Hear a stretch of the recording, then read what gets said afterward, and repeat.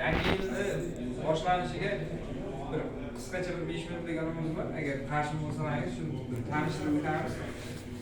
Mana 2025-yil yaxshi yil bo'ldi.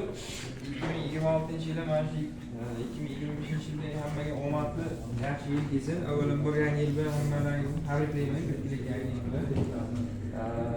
Men shu Bank boshqaruvchi o'rinbosari Baş tadbirkorlar uchrashuvimizda 2025-yildagi oxirgi uchrashuvimiz hisoblanadi.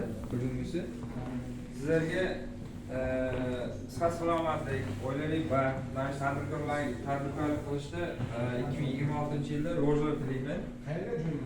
Bankimiz nomidan va mahalla vakillari va nomiga aka nomidan hammalaringizga omadli kelsin. Bankimiz produktlari naqd pulda kredit mablag'larini ajratdik. 312 sonli qarorlar bilan 100 milliongacha garovsiz kreditlar berdik.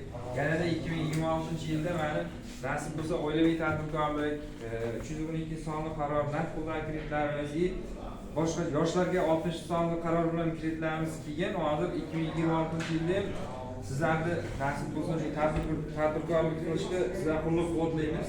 Bankimiz nomidan tadbirkorlikka kredit mablag'lari ajratamiz. Chorvachilik sohasida issiqxona asosiy vositalar sotib olish uchun avtobusllarga har xil turdagi kreditlarimiz 2026-yilga kelyapti. Sizlarga bu bo'yicha yanvar oyida yangilangan kredit produktlari bilan tadbirkorlar bilan uchrashuvda o'tkazamiz. Ya'ni yanvar oyini 7-8 sanalarga to'g'ri kelib qoladi. Bankda ijtimoiy tarmoqlarni yoritib boramiz bu bo'yicha. Agar tadbirkorlikka istaklaringiz bo'lsa, to'g'ridan-to'g'ri kelaverasiz. To'g'ridan-to'g'ri.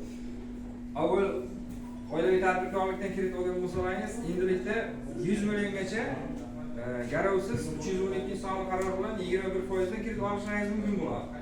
100 milliongacha. 100 milliondan oshgan qismi 300 milliongacha olsangiz garov bilan qo'yadi. 200 millionga garov qo'yasiz, 100 millionga begarov bo'ladi.